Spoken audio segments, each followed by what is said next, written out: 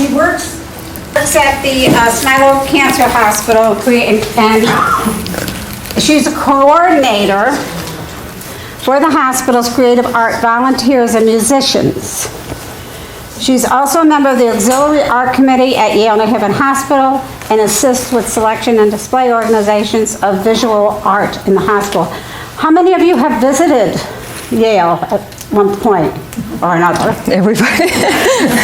Right.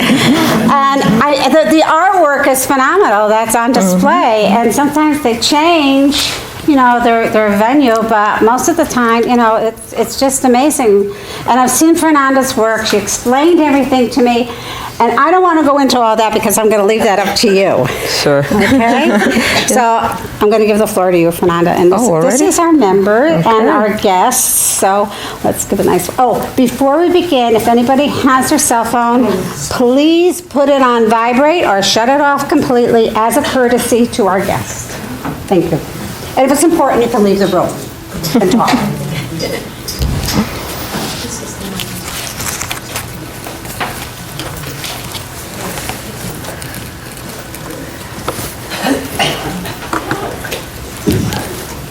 Okay, well, thank you so much for being here. I know this is also part of your art committee to be all together here, but I'm very glad that you're staying to see what I'm bringing today.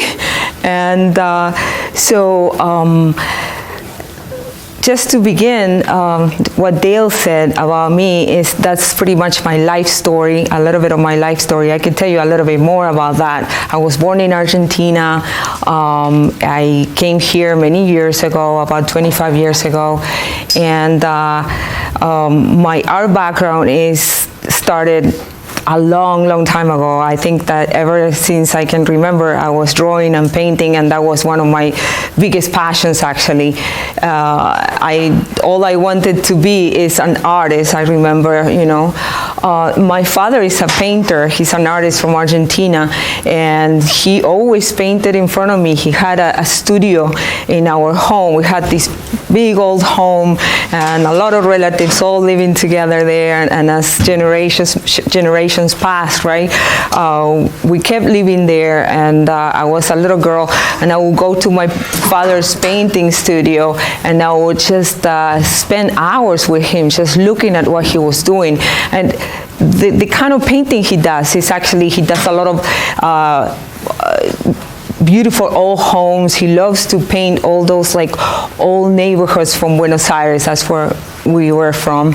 And then he started painting a lot of tango dancers and like old tango scenes and the river and like the misty gardens and homes. And I just love seeing all his like his color combinations, and I was fascinated from like very early on about color combinations. And I guess I kind of made my own color palette in my mind and in my soul. I just grew up with a lot of different colors that meant a lot for me, and they moved me emotionally. And I really didn't know that, because when you're a child, you don't really know that that's what's going on. But I was just so attracted to colors. I would look at paintings and drawings from other people, or even I would look at designs, right? I actually went to School of Design later on. Instead of becoming a fine artist, I went to the same school. It was the School of Arts and University of Arts in Buenos Aires, and I studied graphic design. So I became a graphic designer. Then later on, when I came here to live in the United States, I worked as a graphic designer pretty much always. Ever since I came here, I was able to find jobs as a graphic designer in newspapers first, then in New York City. I lived and worked in New York City as an art director, graphic designer first, an art director for about 12 or 13 years before coming to live here in Connecticut. And then when I came to live here in Connecticut, life changed very abruptly, and I did not work in the art world anymore. I did not work in graphic design much, only a little bit as a freelancer. But I became actually a medical interpreter in the hospital. So I was completely in a different, in a different scene, in a different background, and everything was medical and like completely different to what I was doing before. And for many years, I've been working in the hospital for about 7 years already. I am a coordinator of volunteer services right now for about 6 years, and I work with a lot of volunteers. And what is your name? What you were saying about volunteering here, I can really prove that, because we have volunteers that are just, one of my volunteers is here, Lorraine, thank you for coming. And Lorraine is an art volunteer actually in Smilo, and they just love it so much. They find so much fulfillment in doing that. It's not just physical, and it's emotional fulfillment, and it's spiritual fulfillment, because when you get there, you always have something that you can do for others that are in pain, or emotionally in pain, or physically in pain. So it's just wonderful to volunteer, so definitely do it. So all this is my life story, right? And but what I am bringing here for you today is just for you to try to step out of the life story that we all have. I'm sure you're all wonderful artists, you're part of this community, right? I painted pretty much all my life, but for a long time, for about 10 years, I was not able to paint. I went through a lot of different situations in my life, and I wasn't able to connect the way I was connecting for years ago in my life. And actually something happened to me in 2016. I was diagnosed with a brain tumor. And I was in the hospital, working in the hospital, right? So thank God that I was in the hospital. And I actually had to have emergency surgery to remove the tumor. So my life changed completely in so many different ways. And after that is when I started connecting and reconnecting with art. But it was in a different way, in a much meaningful and deeper way. Because not only I connected with art, but I connected with the space and the stillness that is where art is coming from. So that's what my perspective of what mindful painting is. Today I'm going to just talk a little bit about that, okay? So just to have, this is actually my life story, what we were just talking about, just a few lines about my life story. And then here I say, well, my soul journey started. And I actually used art as a way of self-healing. And I found that it helped me so much in all this journey until right now. So right now, I'm going to invite you to close your eyes. We're going to do, I wanted to tell you before this that I am also the coordinator for the Reiki Energy Healing Program. There's some of the volunteers that participate in that program. It's a wonderful program we have in the hospital. It's a holistic, it's an integrated medicine program where we do energy healing with patients. It's called Reiki. I don't know if anybody heard of that. And it's a touch therapy. So we are the ones that put everybody to sleep in the hospital. And patients that are not able to sleep for days, actually, they tell us, well, you're not going to make me fall asleep. I can't sleep. I haven't been able to sleep for days. And you know what? After 3 minutes of this therapy, they are snoring on us, right? You can So, yeah, it's really amazing. So that's why I would like to invite you to feel a little bit of that space where all this is happening right now. So I will invite you to close your eyes and uncross your legs. This is going to take very little time, okay? It's about less than 5 minutes. So we're going to close your eyes and just center yourself. And become aware of your breathing now.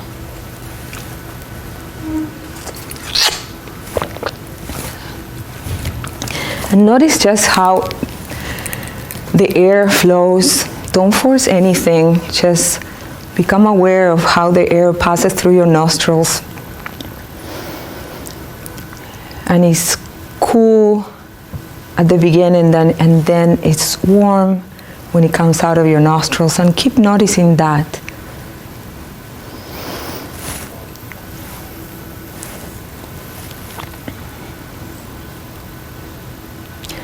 And now notice how this takes attention away from your thinking and creates a space.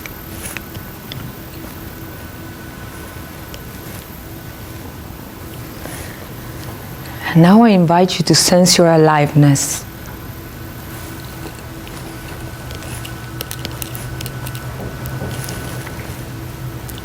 Become aware of your left hand. Just feel your left hand without touching it. How can you know that the hand is still there without you touching it? What do you feel in that hand? Become aware of the sensory perceptions of your inner body. Tingling, heat, maybe.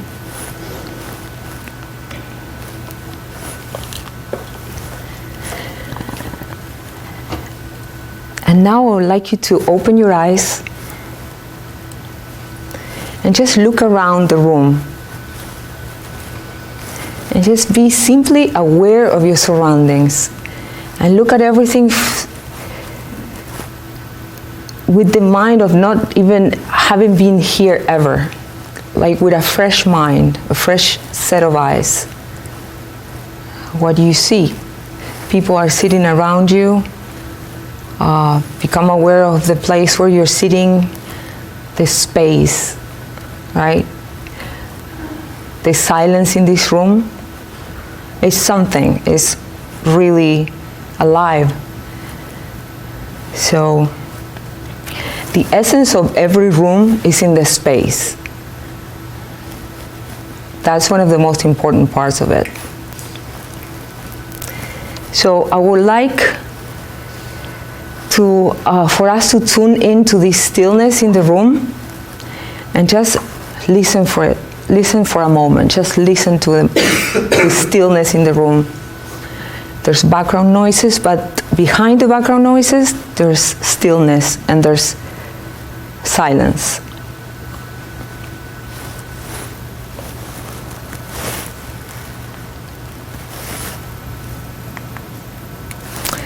And from that stillness and silence, I would like to actually tell you a little bit about what is mindful painting, right? Because you probably came here thinking, why is this called mindful painting? So this is what mindful painting is for me. It's my view of mindful painting and how I use this method, right? That's what I would like to just show you really this evening. So mindful painting for me is a way to connect with the space where creativity is born by being present in the moment and by paying attention during the art process. And that's pretty much what you have done right now. You connected with the space, because not everything around here, there's paintings, there's all these mechanical equipments and computers and people, but there's also the space that is all between us, right? So for me, mindful painting is connecting with that space that is within us.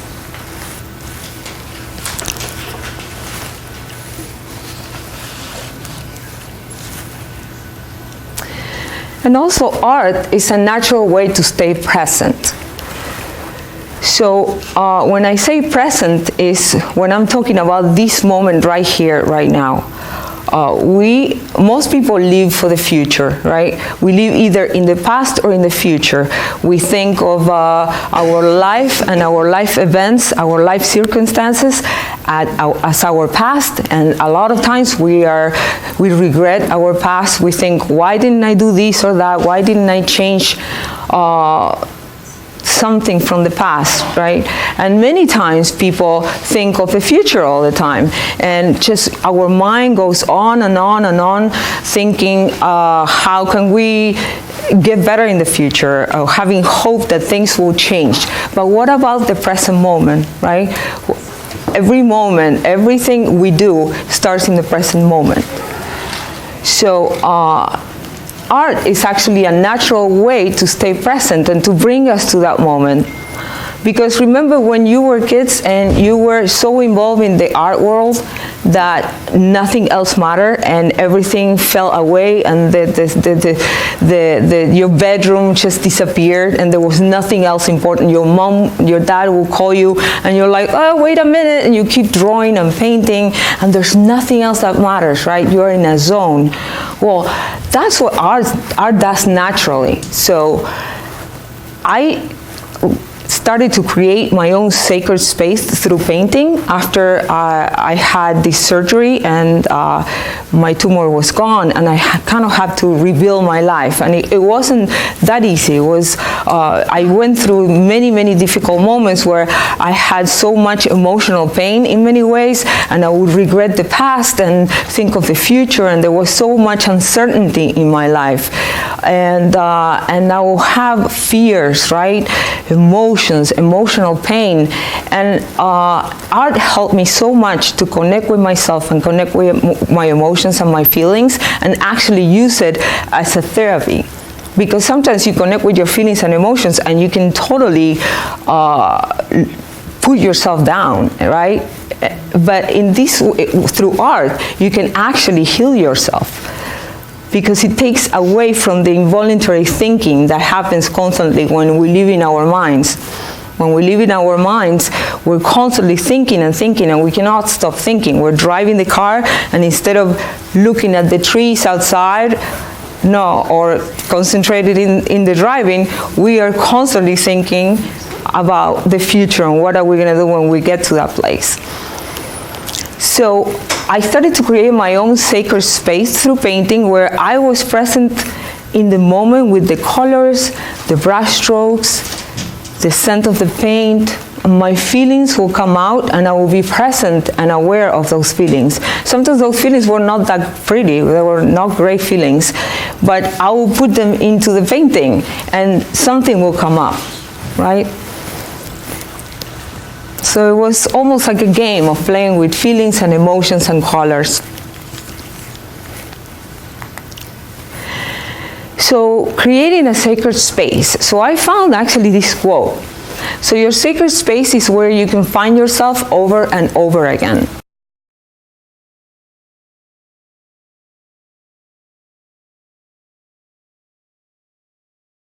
It's not having the perfect studio. It doesn't consist on having the perfect paints and all this art material. It definitely helps, right, to have all that. But it's not really that. The sacred space is within yourselves.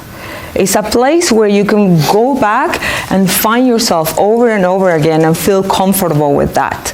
And from that space within yourself, then you create.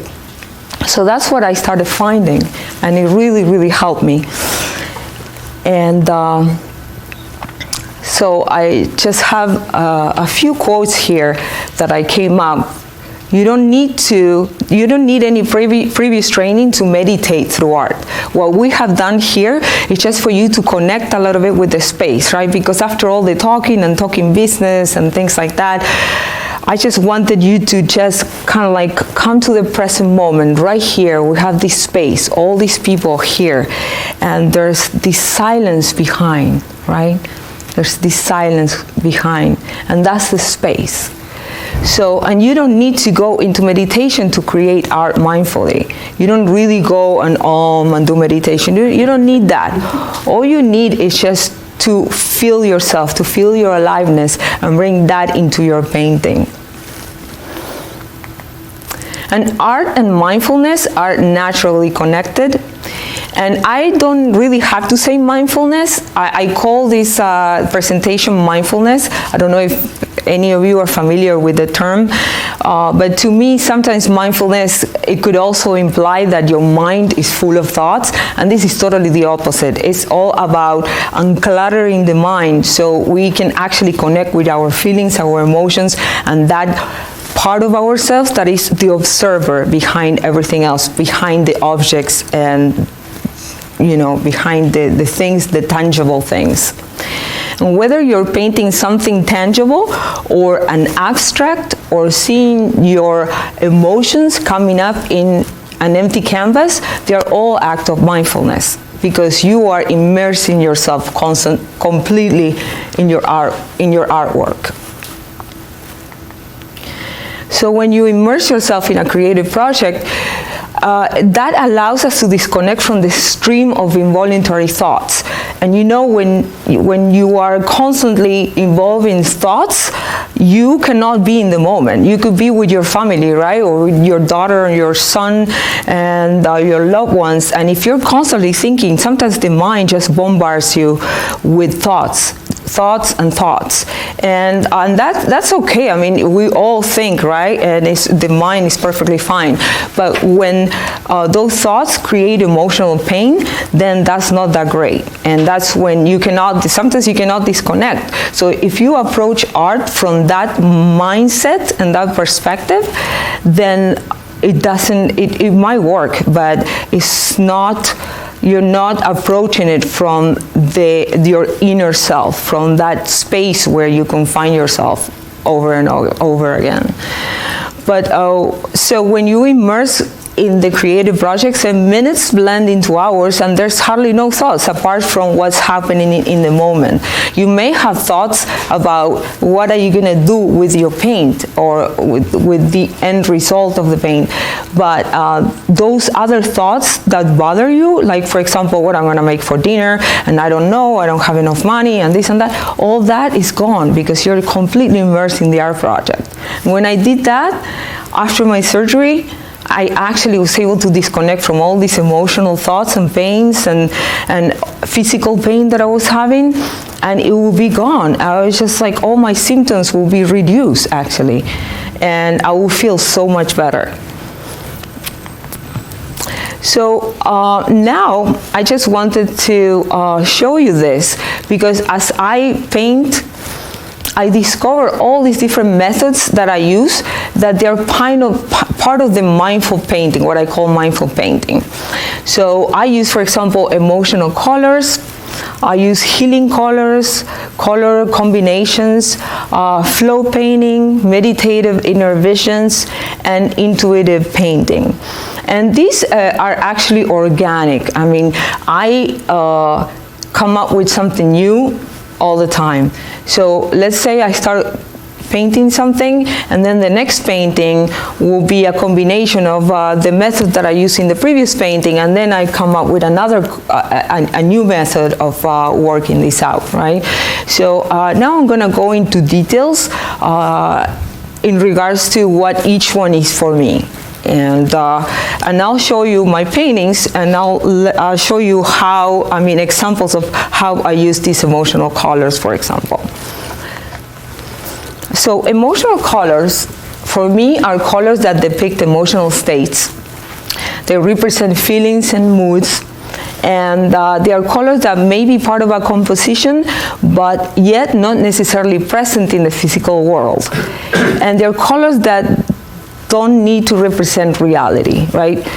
And as you can see, my paintings, they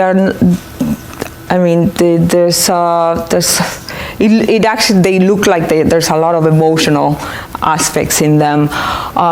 For me, for example, the red, orange, and yellow combination is in contrast with dark colors. I love that. As you see in my paintings, I use a lot of that.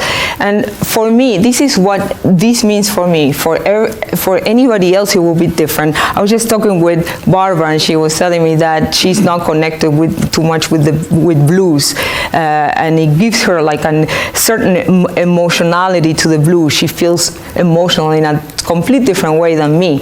And for me, for example, blues and dark purples, for me they symbolize calmness, serenity, feelings of stillness, the night of the soul, and feelings of intimacy, reflective mood.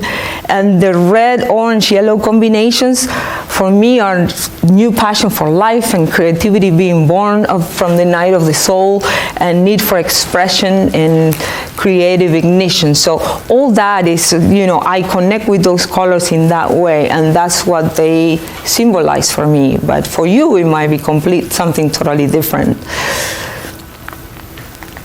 So these are two paintings that I actually brought them here, and this is all about connecting with emotional color and symbols. So it's a little bit blurry, but you can see the original ones is over there and here. Would it help if I brought them closer? Sure, if you want to. Yeah. Yeah, because it is a little blurry, and with the lights. So these actually are my two first paintings that came out after I had the surgery to remove my brain tumor, and these were very special to me. I did these two paintings less than 2 months after the surgery, and they are very meaningful to me because I would like to ask you, actually, since Barbara is so nice to go and walking around with them. So these two paintings, I would like to ask you and see if anybody would like to say something about these paintings. I would like to ask you if you see anything that is similar in these two paintings, or something that doesn't really make sense to you, or something missing. Yes. I see hope and joy coming out of darkness. Yes, that's very good. That's actually, especially this one. And as you can see here, this is, and the moon and the cycles of the moon affect the emotion, the water. We have the water here. I'm sorry. I'm on the other side of the room with chairs. Do you want to tell them the problem I had with it? Yes. So one day, Barbara saw these paintings in Activity, which is a health club that we actually go to, and they were hanging in the walls of Activity, the health club. It's actually, that club is actually called Mindful Activity, interestingly enough. So she texted me one day and she says, I discovered something, Fernanda, in your painting, in the one with blue and red. The red is not reflecting in the water. So I wanted to see if anybody else noticed that. So I actually texted her back, and she was driving, actually, I think, no. And I said, well, actually, that's not reflecting, because that was done on purpose, because that's an emotional color, and that's in me. So that's part of me, and it wasn't part of the painting itself. Even though this is completely from my mind or from my soul, I don't know, I didn't copy this from anywhere, but that's actually, if I would have gone out to this lake and painted it outside, right? That red wouldn't have been there. That red, it depicts my emotion at the time. And that's why it looks like that.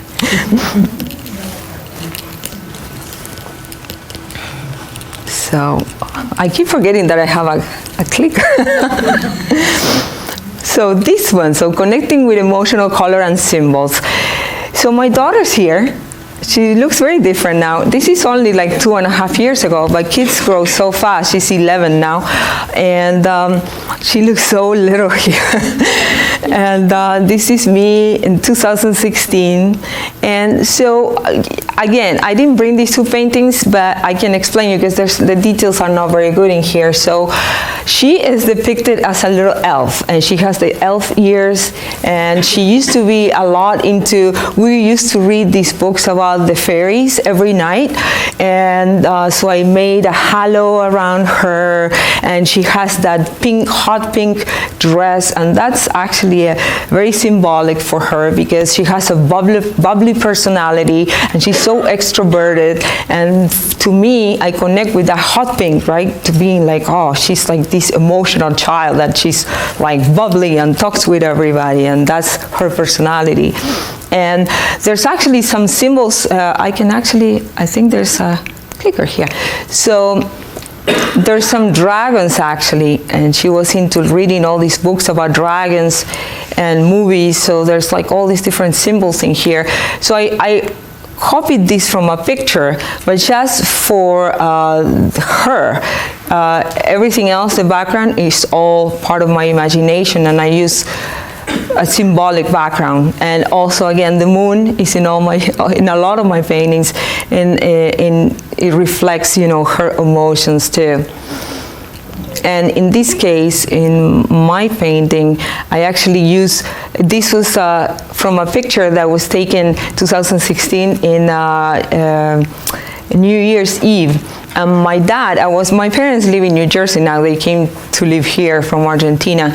And my father had this hat, and it's like a tango dancer hat. So I put it on, and he took a picture of me, and I really liked it. So I painted myself wearing that. And all these here, they're actually all these symbols. They are gears, because I was a lot into steampunk, and the gears are related to the steampunk movement, and the colors reflect that. This is actually, you can't see it here, but this is acrylic, and it's actually silver acrylic paint, and this is all dark and reds, and it's also like metallic paint here too. And so that's how I connected with emotional colors and the symbols as well.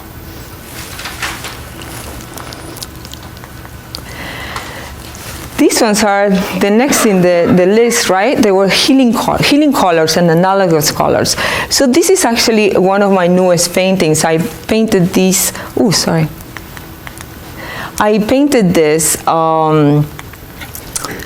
about 2 or 3 months ago, and I withdrawn for painting this from my background as an energy healer in the hospital.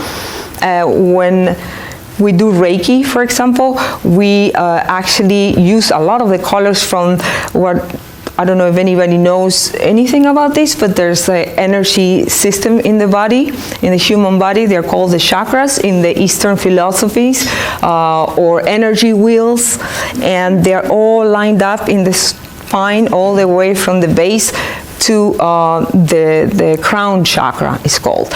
So I withdrawn from my energy healing background, and I use some of the colors that they symbolize a lot of these healing energies for me. So, for example, I'm not going to go into details, but the red is grounding, survival, basic needs, and the phoenix bird, like fire.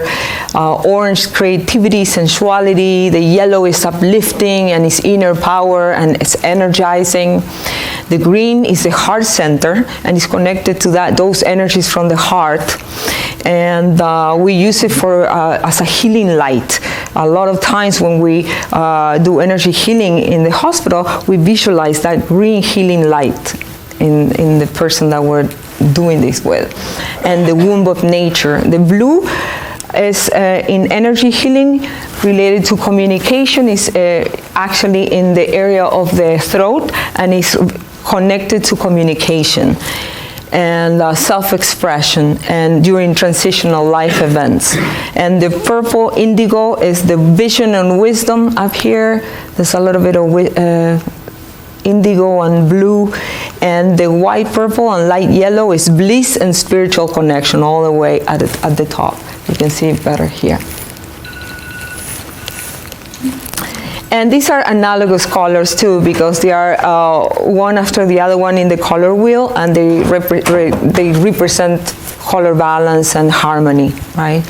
So in a lot of my paintings, I use kind of like this background that I bring to them to like connect to these kind of colors. So another way of painting for me in the mindfulness or in presence is using color combinations.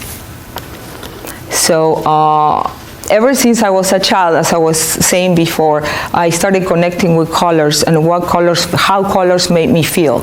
So I would emotionally react to particular color combinations. And I was always looking around for these color combinations in art books, in famous paintings maybe, or in my father's paintings. And so, for example, in this one, Marc Chagall, I completely resonate with the colors that he used in a lot of his paintings, and you can see some of the influence that this creates on me. I use a lot of the colors that he uses in a lot of his paintings. So I always ask myself, how do I feel about this color palette? And before I paint, how do I feel right now? What colors would I use? And then I connect with my feelings and the way I feel at the moment, and that's how I choose the colors. So this is another example. The actual painting is right here. And you can see much better here. It just gets lost with all this darkness. But this is another example. It's called On My Way Home.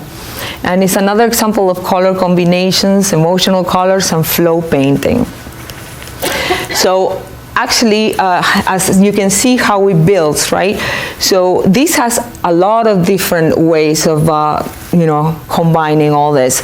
The color combinations, because these are some of the color combinations that I resonate a lot with.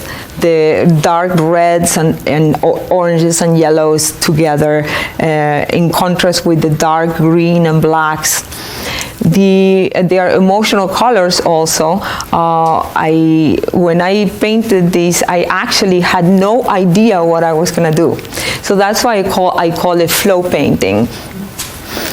Because I started putting paintings, I started combining colors in the canvas, and I really didn't know what this was gonna come out. I did not know the future and the end of this, and I was right there in the moment putting paints, and as I was building this, then the image will come out, and I saw myself walking here through this, and I felt like I was going on my way home, to my true home actually, to the place where we feel that we really connect, right? Because sometimes our home, maybe it's not our true home, maybe our true home is somewhere else, right? Or with some kindred spirits or people that we really connect with, and maybe it's not our family per se. So this was On My Way Home. I just saw myself being there and going through all this nature. But for some people, this is something completely different, and people see so many different things in my paintings. There's always something different that people come out with. It could be fire at the distance, it could be many things. So as you can see, Barbara connected so much with this painting that she bought it. This painting's hanging in my hallway. It's one of the first things I see when I come in the house. This example is right here also, and this is an example also of color combinations, emotional and healing colors, and flow painting. It's actually even more of an example of flow painting than the other one, because this one I totally had no clue what I was gonna do, and I started putting colors together, and as I started, then it became fire, and I was like, oh my gosh, I really connected with this fire, and I felt that it was the fire the fire that doesn't burn, actually, the fire of transformation and transmutation. And I was going through so many changes at the time, spiritual changes, emotional changes. My life was changing completely. So I felt that I was connecting with all this fire that was coming out. And then the fire underneath, I noticed that I started putting water, and I didn't really notice that could be water until I finished it. So I was completely immersed in the moment. I didn't even know what I was gonna come out with, and this came out.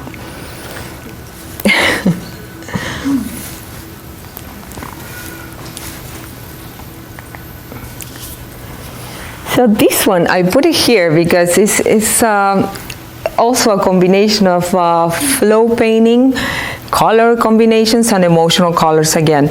But this one is actually a pretty new one. This one I just finished like 2 or 3 weeks ago. And I brought it here, and I included it because in a way it's almost 2 paintings in one.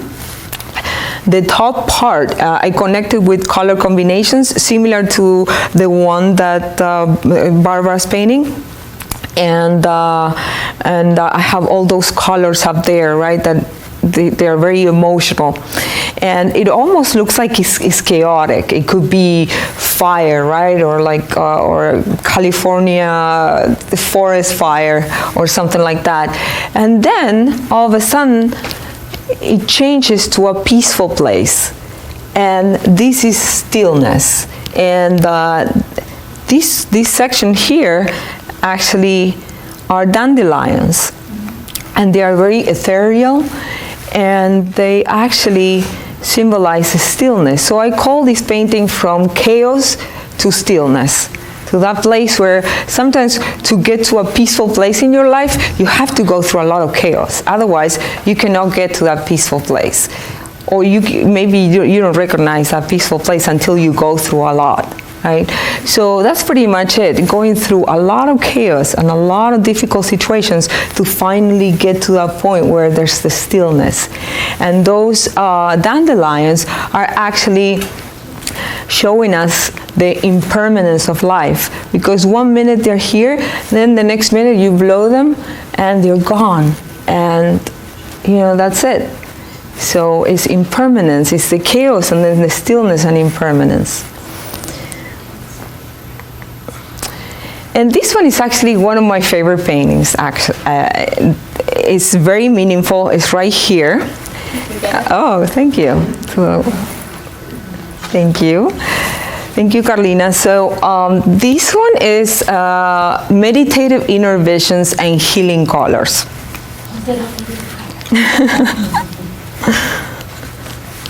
So this one actually. This one is called Volviendo. I named it in Spanish. Volviendo means returning. So this one has a story. If you would like, I'll tell it to you. It's a very meaningful story. This came up from a meditation, actually. I was just saying that you don't need to go into meditation to create art, but actually this happened from a meditation. I was actually working out in the basement before I even knew that I had a brain tumor, and I passed out. And I was resting on the floor, kind of like exhausted, and I was listening to some meditation music, and I passed out. I don't know what happened. I think I was very deep into a meditation state, or maybe it was this that caused me to, kind of like go unconscious. I'm not sure. But I had all this dream that actually, maybe it wasn't that much of a dream. It was that I went somewhere. So, all of a sudden, I saw myself in this dream or meditation going really, really fast, flying through inside of a painting. And at the time, I wasn't painting it at all. I was connected with a lot of the artwork in the hospital, and we were doing some new art activities in Smile Cancer Hospital with some patients that were creating all these beautiful flowers and things like that, and we were working with music programs, but I wasn't really doing it myself, right? I was coordinating these volunteers. And all of a sudden, I am inside of a painting world. I went through a painting in this vision, and I was flying really, really, really fast through all these mountainscapes, and everything had shapes and colors that they were so vibrant, and the whole universe there was mountains and geometrical forms. Everything was like cut out with geometrical forms. And all of a sudden, I was flying, and I landed in front of these beings. And there was this little house with a red roof, and there were some beings, or I don't know exactly what they were, but they were silhouettes, and they were pretty much like this. And I was standing there in front of them, and I felt this love that I could not tell you. I mean, I never felt anything like this in this physical life. I felt that there were these kindred spirits waiting for me, and I felt so much love. I was literally crying in my inner state. And we were not communicating with words, but they communicated with me, and they told me that it wasn't my time yet. and they communicated that I needed to leave more and I needed to go back. And I didn't want to go back, I wanted to stay. It felt so incredible, as if that was like my real home, that they were always waiting for me. And I felt this love that I can't even explain. You can't really explain it with words. So in 1 second, I woke up and I was back in the living room, and I just, I felt so connected always, ever since then. And I felt that someday I'm gonna paint this. And a lot of time passed after that, and I ended up painting it after almost 2 years. But it always stayed in my mind, even through the surgery and after the surgery and all the moments that were so difficult in my life. It always stayed with me. And only in April of 2018, I actually came out with this, and I painted it from my mind, from what happened that time. And I think it's very meaningful, because I was not into painting at all, and look at me now, I am back to painting. And I think this world actually, or these spiritual guides were kind of like guiding me to go back and do this, because this is what you love. So it's a very, very special painting for me. Okay, so, and from this one, I actually started a series of other paintings that are similar to this one. And I used also healing colors and depth and textures. This one I call Volviendo 2, Returning 2, and Returning 3. So I just went a little deeper with these energy beings or kindred spirits per se, and I just depicted them as 5 and then as 3. And I actually, whenever I work with energy healing, I connect with this, and I feel them, and I feel that they actually help me. And in these cases too, a lot of people see this, and they have come up with all kinds of ideas who these people could be.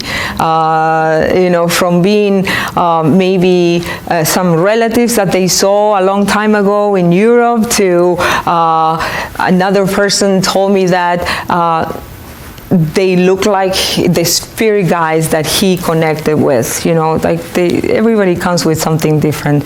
But what I can say is that they have a very, very special energy to them. And this one is a meditative inner vision too. It's actually over there.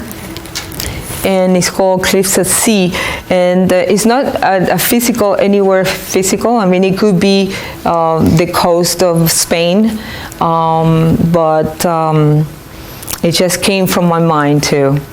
I connected with colors, and I didn't really meditate, but I call it meditative inner vision because it's just something that I have been going in my mind. This is a place where I would love to live, close to the cliffs by the ocean, and it's just I'm really compelled to a place like this, so that's why I painted this one. And this one again is meditative inner visions, but this has this one has a different twist to it. So it's called the Healing Reservoir. It's this really big one here. So this one has a lot of shapes in the water, and I call it this one is an example of intuitive painting. And for me, intuitive painting is a mindful practice that allows for things to emerge from the canvas while being present in the moment. So as you can see, there's a lot of details in the water. There's all these shapes and forms. There's even fish and a whale, and like all these silhouettes that could be people, and it's kind of like a soup of all kinds of things. And so I actually call it the Healing Reservoir, because it's a place where sometimes I used to see myself when I was going through everything I went through, and the treatment that I was going through for a few months. sometimes I felt bad, and I had some physical symptoms and problems and pain, and I will see myself immersed in these healing waters. They were green waters, and I would just close my eyes and see myself floating in these healing waters, and I felt that I was in a place like this. So after that, this is something else that came out from that inner vision.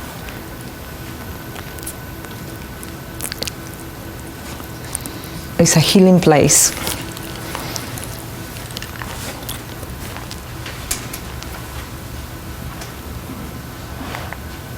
Okay, so thank you. let me help you with that. Galina, you can do. Okay. Okay, let me drink a little bit of water. So this one, Meditative Inner Visions. So healing and analogous colors. So this one is a pretty recent painting, actually. I call it Field of Consciousness, because for me it's an example of that space where I found myself many times. Is here, as you can see, I have a sky that could be tumultuous, and maybe a storm that happened and now is almost gone, and then a field of all these colors, right? And it's a field of peace.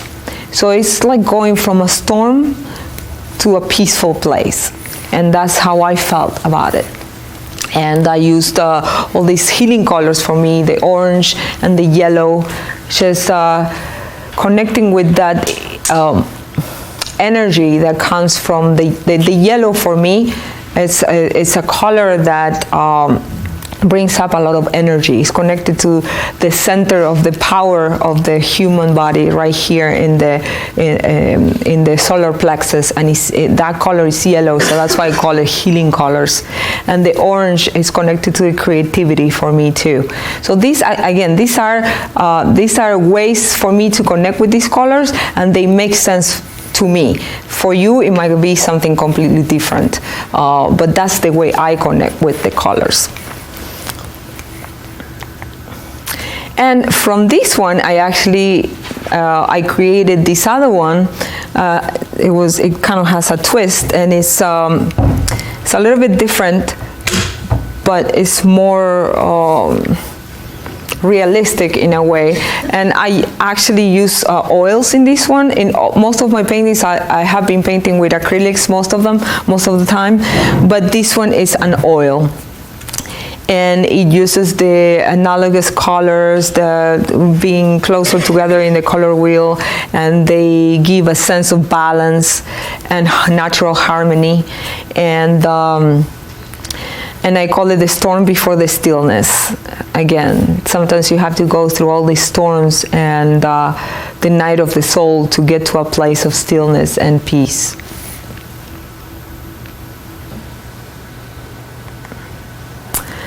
Okay, so now I went a little bit faster than I thought, and we also started earlier, so that's good too. So I would invite you to just move your legs a little bit, walk around, maybe get some snacks, and in the meantime, I'm going to prepare the table so we can do just a very short demo, and this demo is actually you're going to be working as when you were a kid, okay? I know a lot of you, most of you are painters, and I'm sure you're great. But I'm gonna take you back to the basics, okay? To where that time when you would just go and choose colors and connect with colors and random colors maybe, and just put them in a piece of paper. So I'll just give you a little bit more instruction when we come back, but why don't you move around, get some snacks, go to the bathroom, and we'll get those tables ready. Okay, Okay, so we're gonna go back to this. I know everybody's so excited to go back to basics. And all these amazing painters going back to the crayons. So I just wanted to tell you like a really fast story after talking with some people here. When I was, actually when I was little, I wasn't that little, but I was my daughter's age now. I was about 11 or 12 in Argentina. I got really sick with hepatitis A. Yeah, it's common back there. I mean, it's just, I got it in school, So back then, they treated that with a lot of rest, and I couldn't eat hardly anything, and I had to be isolated for 45 days. Oh. Imagine having a kid at 12 years old being isolated like that. So they put me in my bedroom, and they didn't let anybody come in or out. My mom was the only one passing the food and then leaving the room. And it was just, for most people, it would have been horrible. At the beginning, it took me a while. I was like miserable the first few days. I couldn't go play outside, my friends would like be waiting outside. I couldn't do anything. But then as time went by, I just accepted the reality, and I just went with the flow. And I was there in that space in my bedroom, became an amazing studio. And I started painting with crayons.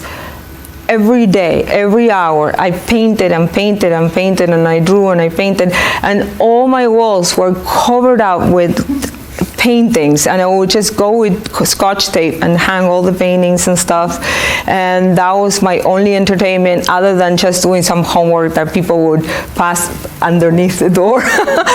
And I connected so much with the emotionality of painting from back then, and I just loved it so much. So I just wanted to tell you that, because I kind of wanted to, you might think this is just so simple, and most of you are, I'm sure, amazing artists, but I just wanted to just bring you back to basics, and we're just going to do a very simple exercise, right? So I have it here, the instructions.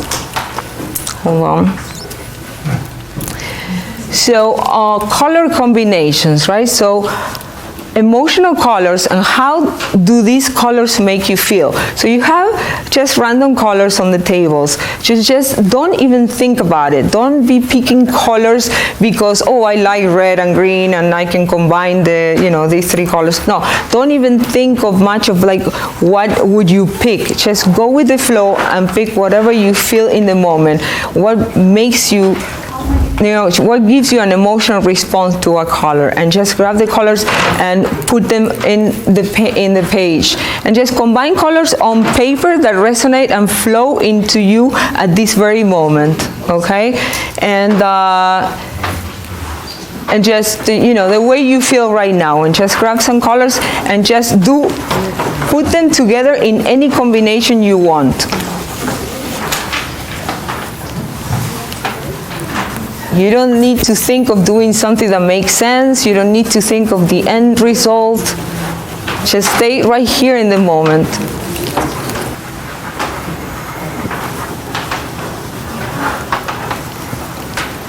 Okay, so this is a fast little exercise. So we're gonna be finalizing it right now, because I just want you to see something. So moving to step 2, let's look back at what you did in step 1, which is this, okay? So through combining these colors, you have created art, actually, because I didn't give you any instructions. I just asked you to just, wow, that is beautiful, actually, but gosh. How can we show it off again? No, because she told me that she's in the flow all the time painting, and look what she created. Oh my goodness. Let's see. Hold it up. Yeah, walk around. See how hold it up. Oh my God. Everybody else this thing.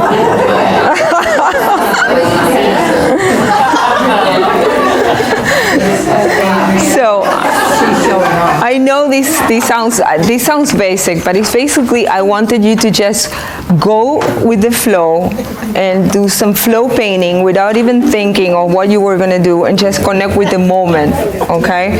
So I just wanted to show that this is how you can create a flow painting without, thinking of the end result, and just enjoying the moment and just connecting with the colors that are in front of you. How do these colors make me feel? And just grab them and put them together. And you can create your own, for every artist, there's different feelings that come from the colors, right? For me, the blues are completely different than to Barbara. For me, blues are just connect so much with the blue. And for me, the blue is not something that depicts depression or sadness like Picasso. Picasso, the blue period, he connected with that. The blue for him was sadness and depression, and for me, it's not at all. For me, it's tranquility, it's peace, it's connecting with the night, I don't know. So for every artist, it's different. So this is something that you can take to your practice. It's just something very simple, but it's just, I wanted to demonstrate the way I work with my art and how I connect in the flow, in the moment, okay? When you do this, just try as much as possible to leave the flow of thinking, the involuntary thoughts that are coming to your mind, just put them on the side. Sometimes what helps me too, to write morning pages or write them at any time of the day before I paint. I write in a little journal. I just start writing anything that comes to my mind, and it just flows. And I was telling this to Barbara the other day, right? You just write and write, like anything. Oh, I didn't do laundry. Well, the coffee tasted horrible. Any of those ridiculous thoughts that come to your mind that they serve no purpose other than cluttering your mind, okay? And when you do that and you write all that, then you're like, they are gone. And then you go and paint, and those thoughts are not there anymore, and you are clear of thoughts, and you're connected with that part within you and behind, the observer behind. And one more thing I want to tell you, this is something that I have been visualizing. I'm a very visual person, as most of you are here, I'm sure. For me, I love skies, painting skies. I was just talking with you. What is your name again? Joanne. Joanne. So we were just talking how much we love skies. Almost in all my paintings there's some skies, and I paint them in many different ways. And then I've been realizing by doing mindfulness and meditation and things like that, I realized that we are the blue sky, and the clouds are the thoughts. So think about it. The blue sky is always there. There's a storm, right? There's all these storms and clouds and monsoon, and those are the thoughts, the mind that is always attacking us with new things. What do I need to do next? And it just, it bombards you all the time. But we are the blue sky behind the storm, and that blue sky is always there. So if you connect with your blue sky, then that part, that stillness is in you. You connect with that, and that's always there for you. So paint from the blue sky that is in you, okay?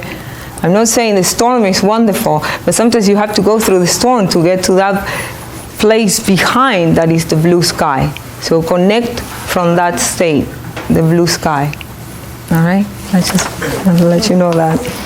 And now if we have any papers left, we're going to do something, another thing quickly. Okay, so if everybody has another sheet of paper at least, you need very little space to do this, okay? So you don't need to create, something big. Everybody has sheets? Yeah? You need one? Okay. So now we're going to work with an emotional color, okay? So use any color in any arrangement you want to represent the following ideas or concepts, okay? And this has to be done fast, and you can do it in just a little corner of the paper. You don't need much, all right? So this one is the first one, joyfulness. So just do anything you want, anything with color that represents joyfulness for you. Joyfulness, yeah.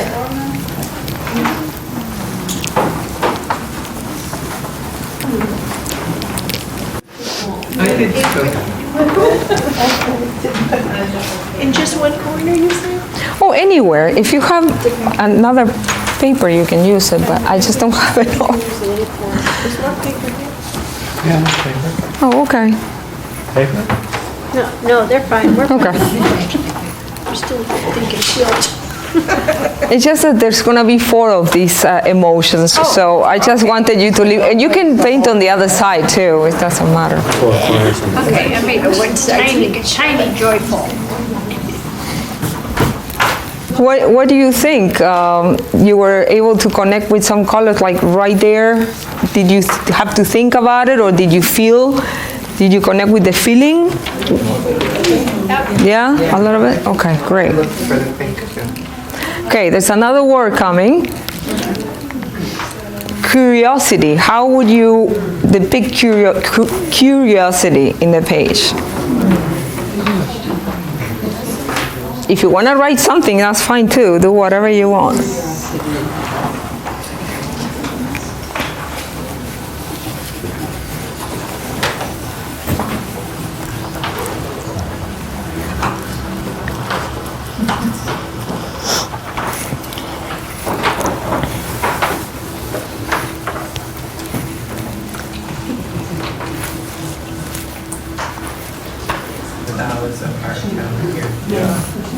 Okay, next one is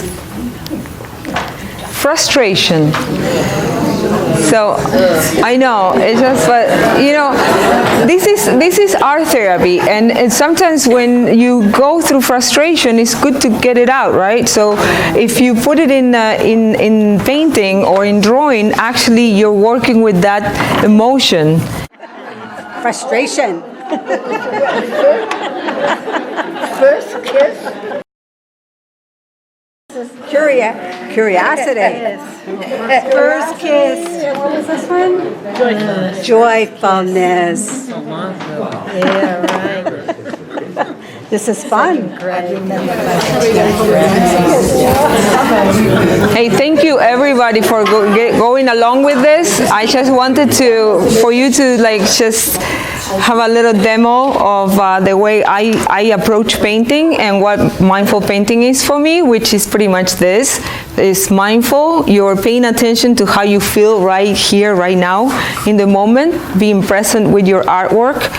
And painting, you've created the beginning of art, combining simple elements of visual art in colors and shapes without even realizing. So this was meant for people who could be great artists and very experienced, or with no art experience at all. I invited friends that usually don't paint at all, and I wanted this to be like good for something, an exercise that would take you back to basics, you know, to when you were a kid and you were just immersed in that art and you just had no thoughts other than the ones to create something. So It's a feeling, it's not like I have a question. How Yes. long, when you start one of these flowing or flow painting, yes. how long do you work out on it at a time? Oh, well, it depends. Sometimes I start a piece and I can stop until I finish it. Okay. And it might take me 1 day or 2 or a week.